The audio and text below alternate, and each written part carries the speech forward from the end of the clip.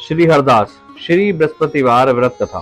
भारतवर्ष में एक प्रतापी और दानी राजा राज्य करता था। वह नित्य गरीबों और ब्राह्मणों की सहायता करता था। ये बात उसकी रानी को अच्छी नहीं लगती थी। वह न गरीबों को दान देती थी, ना ही भगवान की पूजा करती थी, और राजा को भी दान देने से मना करती थी। एक दिन राजा शिकार खेलने वन को गए तो रानी महल में अकेली थी। उसी समय बृहस्पति देव साधु वेश में राजा के महल में भिक्षा के लिए गए और भिक्षा मांगी। रानी ने भिक्षा देने से इनकार किया और कहा, हे साधु महाराज, मैं तो दान्य पुण्य से तंग आ गई हूँ। मेरा पति सारा धन लुटाते ही रहते हैं। मेरी इच्छा है कि हमारा धन नष्ट हो जाए, फिर ना रहेगा बांस ना बजेगी बांसुरी। साधु ने कहा, देवी तुम तो बड़ी विचित्र हो। धन संतान तो सभी चाहते हैं, पुत्र और लक्ष्मी तो पापी के घर भी होनी चाहिए। यदि तुम्हारे पास अधिक धन है तो भूखों को भोजन दो, प्यासों के लिए प्याऊ बनवाओ, मुसाफिरों के लिए धर्मशाला खुलवाओ। जो निर्धन अपनी कुंवारी कन्या को विवाह नहीं कर सकते उनका विवाह करा दो। ऐसे और कई काम हैं जिनके करने से तुम्हारा यश लोक परलोक में फैलेगा।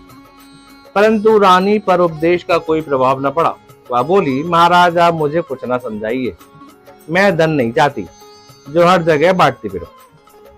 साधु ने उत्तर दिया, यदि तुम्हारी ऐसी इच्छा है तो तथास्तु।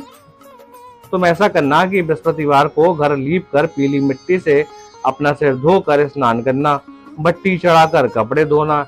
ऐसा करने से आपका सारा धन नष्ट हो जाएगा। इतना कहकर वह साधु महाराज वहां से अलोप हो गए।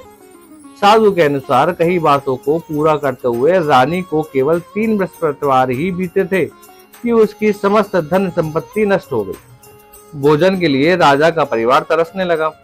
तब एक दिन राजा ने रानी से बोला कि हे रानी, तुम यहीं रहो, मैं दूसरे देश को जाता हूँ, क्योंकि यहाँ पर सभी लोग मुझे जानते हैं, इसलिए मैं कोई छोटा कार्य नहीं कर सकता।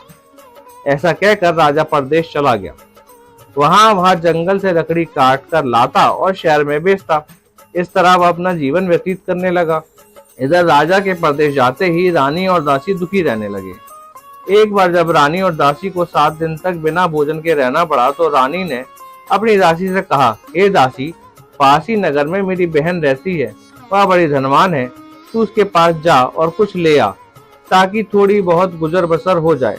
दासी रानी की बहन के पास गई। उस दिन गुरुवार था और रानी की बहन उस समय बृहस्पतिवार की कथा सुन रही थी। दासी ने रानी की बहन को अपनी रानी का संदेश दिया, लेकिन रानी की बड़ी बहन ने कोई उत्तर नहीं दिया। जब दासी को रानी की बहन से कोई उत्तर नहीं मिला तो वो बहुत दुखी हुई और उससे क्रोध भी आया। दासी ने वापस आकर रानी को सारी बात बता दी। सुनकर रानी ने अपने भाग्य को कोसा। उधर रानी की बहन ने सोचा कि मेरी बहन की दासी आई थी, परंतु मैं उससे नहीं बोली, इससे वह बहुत दुखी हुई होगी। कथा सुनकर और पूजन समाप्त करके वह अपनी बहन के घर आई और कहने लगी, हे बहन, मैं बृहस्पतिवार का व्रत की कथा कर रही थी। तुम्हारी दासी मेरे घर आई थी, परंतु जब तक कथा होती है तब तक ना उठते हैं और ना ही बोलते हैं, इसलिए मैं नहीं बोली। क्यों दासी, क्यों आई थी? रानी बोली, बहन तुमसे क्या छुपाऊं, अब हमारे घर खाने तक को अनाज नहीं था। ऐसा कहते कहते रानी की आंखें भर आई। उसने दासी समेत पिछले 7 दिनों से भूखे रहने तक की बात अपनी बहन को विस्तार पूर्वक सुना दी। रानी की बहन बोली, देखो बहन, भगवान बृहस्पति देव सबकी मनोकामनाओं को पूर्ण करते हैं। देखो, शायद तुम्हारे घर में अनाज रखा हो। पहले तो रानी को विश्वास नहीं हुआ, पर बहन के आग्रह करने पर उसने अपनी दासी को अंदर भेजा तो उसे सचमुच में अनाज से भरा एक घड़ा मिल गया। यह देखकर दासी को बड़ी हैरानी हुई। दासी रानी से कहने लगी, हे रानी, जब हमको भोजन नहीं मिलता तो हम व्रत ही तो करते हैं, इसलिए क्यों ना इनसे व्रत और कथा की विधि पूछ ली जाए ताकि हम भी व्रत कर सकें। तब रानी ने अपनी बहन से बृहस्पतिवार व्रत के बारे में पूछा। उसकी बहन ने बताया, बृहस्पतिवार के व्रत में चने की दाल और मुनक्का से विष्णु भगवान का केले की जड़ में पूजन करें तथा दीपक जलाएं, व्रत कथा सुने और पीला भोजन ही करें। इससे बृहस्पति देव प्रसन्न होते हैं। व्रत और पूजन विधि बताकर रानी की बहन अपने घर को लौट आई। 7 दिन के बाद जब गुरुवार आया तो रानी और दासी ने व्रत रखा। गुड़साल में जाकर चना और गुड़ लेकर आई। फिर उससे केले की जड़ तथा विष्णु भगवान का पूजन किया। अब पीला भोजन कहाँ से आए? इस बात को लेकर दोनों बहुत दुखी थे। चूंकि उन्होंने व्रत रखा था, इसलिए बृहस्पति देव उनसे प्रसन्न थे। इसलिए वे एक साधारण व्यक्ति का रूप धारण कर 2 थालों में सुंदर पीला भोजन दासी को दे गए। भोजन पाकर दासी प्रसन्न हुई और फिर रानी के साथ मिलकर भोजन ग्रहण किया। उसके बाद वह सभी गुरुवार को व्रत और पूजन करने लगी। बृहस्पति भगवान की कृपा से उनके पास फिर से धन संपत्ति आ गई, परंतु रानी फिर से पहले की तरह आलस्य करने लगी। तब दासी बोली, देखो रानी, तुम पहले भी इसी प्रकार आलस्य करती थी। तुम्हें धन रखने में कष्ट होता था, इस कारण सभी धन नष्ट हो गया। अब जब भगवान बृहस्पति की कृपा से धन मिला है तो तुम्हें फिर से आलस्य होता है। रानी को समझाते हुए दासी कहती है कि बड़ी मुसीबतों के बाद हमने ये धन पाया है, इसलिए हमें दान पुण्य करना चाहिए, भूखे मनुष्यों को भोजन कराना चाहिए और धन को शुभ कार्यों में खर्च करना चाहिए, जिससे तुम्हारे कुल का यश बढ़ेगा, स्वर्ग की प्राप्ति होगी और पितृ प्रसन्न होंगे।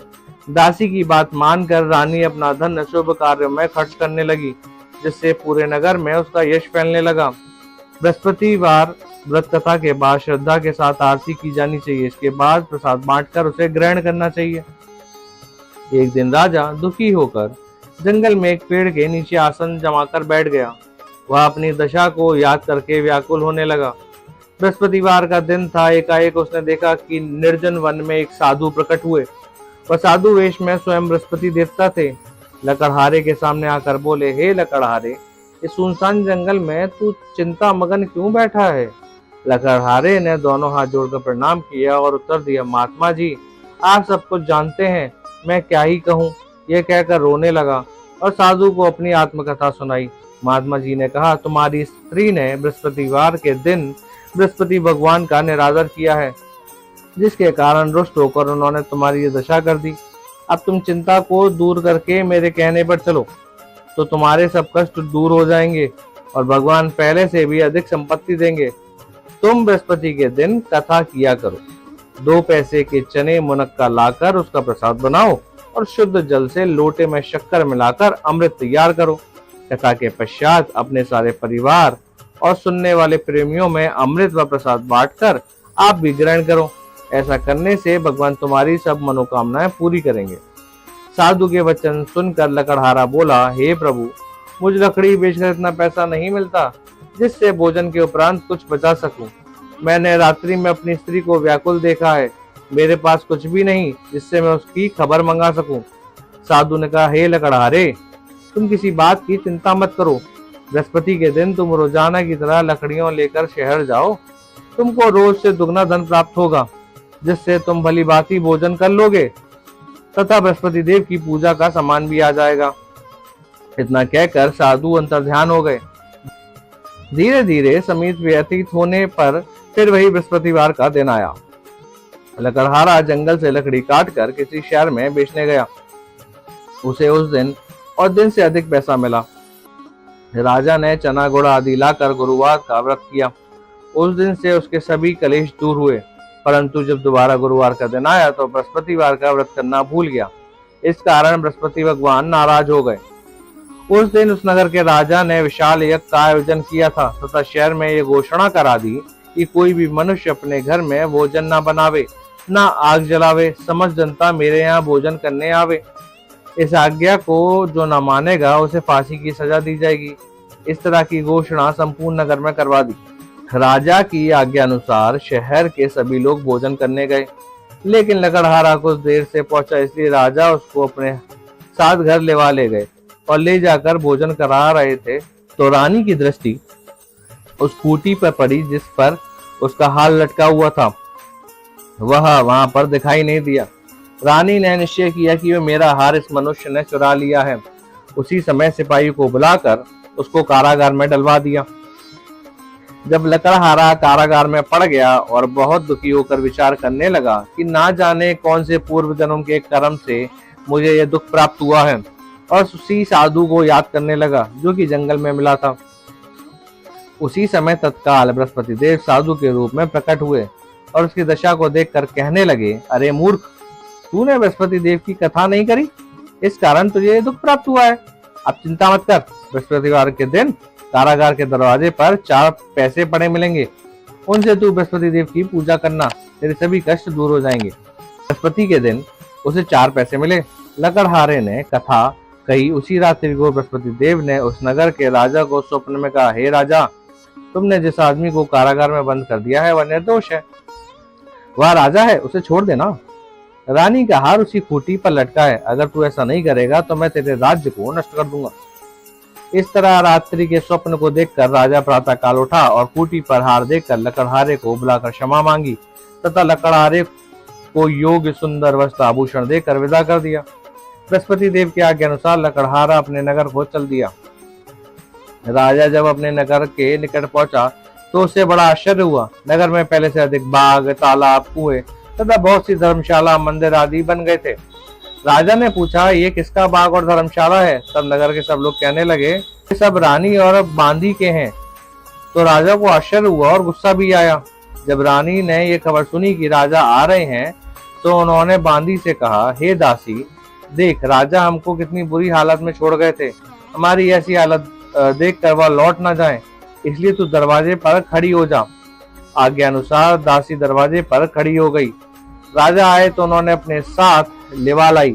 तब राजा ने क्रोध करके अपनी रानी से पूछा कि यह धन तुम्हें कैसे प्राप्त हुआ है? तब उन्होंने कहा, हम ये सब धन बृहस्पति देव के इस व्रत के प्रभाव से प्राप्त हुआ है।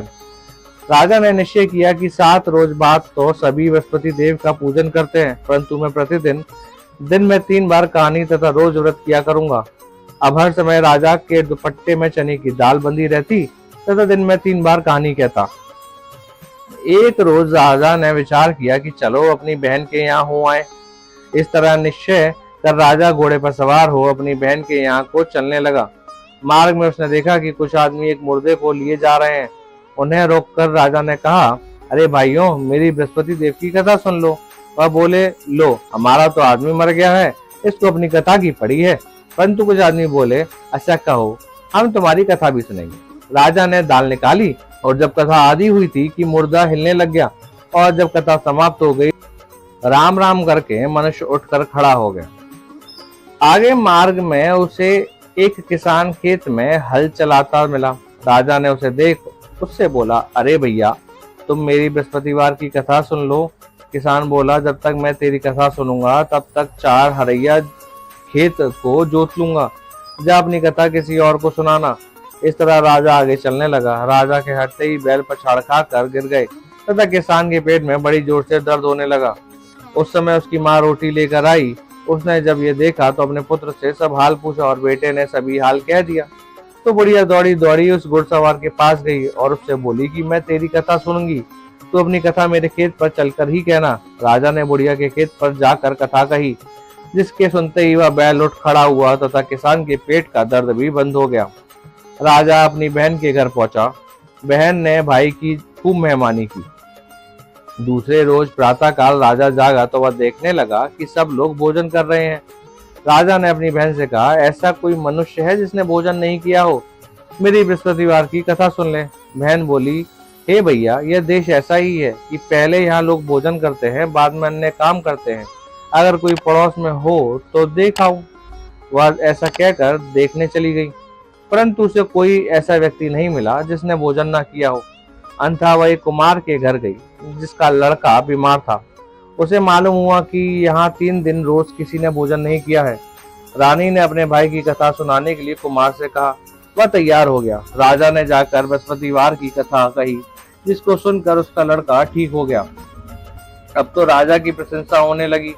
एक रोज राजा ने अपनी बहन से कहा कि हे बहन, हम अपने घर को जाएंगे, तुम भी तैयार हो जाओ। राजा की बहन ने अपनी सास से कहा। सास ने कहा, हाँ चली जा, परंतु अपने लड़के को मत ले जाना, क्योंकि तेरे भाई की कोई औलाद नहीं है। बहन ने अपने भैया से कहा, हे भैया, मैं तो चलूंगी पर बालक नहीं जाएंगे। राजा बोला, जब कोई बालक नहीं चलेगा तो तुम ही क्या करोगी? बड़े दुखी मन से राजा अपने नगर को लौट आया। राजा ने अपनी रानी से कहा, हम निर्वंशी हैं, हमारा मुंह देखने का धर्म नहीं है और कुछ भोजन आदि नहीं किया। रानी बोली, हे प्रभु, बृहस्पति देव ने हमें सब कुछ दिया है, वह हमें औलाद भी अवश्य देंगे। उसी रात को बृहस्पति देव ने राजा से स्वप्न में कहा, हे राजा, उठ, सभी सोच त्याग दे, तेरी रानी गर्भ से है। राजा की ये बात सुनकर बड़ी खुशी हुई। 9वें महीने में उसे गर्भ से एक सुंदर पुत्र पैदा हुआ। तब राजा बोला, हे रानी, स्त्री बिना भोजन के रह सकती है, पर बिना कहे नहीं रह सकती। जब मेरी बहन आवे तो तुम उसे कुछ कहना मत। रानी ने सुनकर हाँ कर दिया।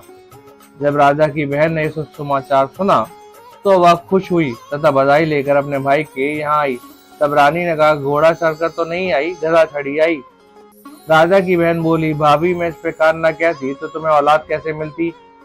बृहस्पति देव ऐसे ही हैं, जैसी जिसके मन की कामनाएं हैं सभी को पूर्ण करते हैं। जो सद्भावना पूर्वक बृहस्पतिवार का व्रत करता है एवं कथा पढ़ता है अथवा सुनता है, दूसरों को सुनाता है, बृहस्पति देव उसकी सभी मनोकामनाएं पूर्ण करते हैं।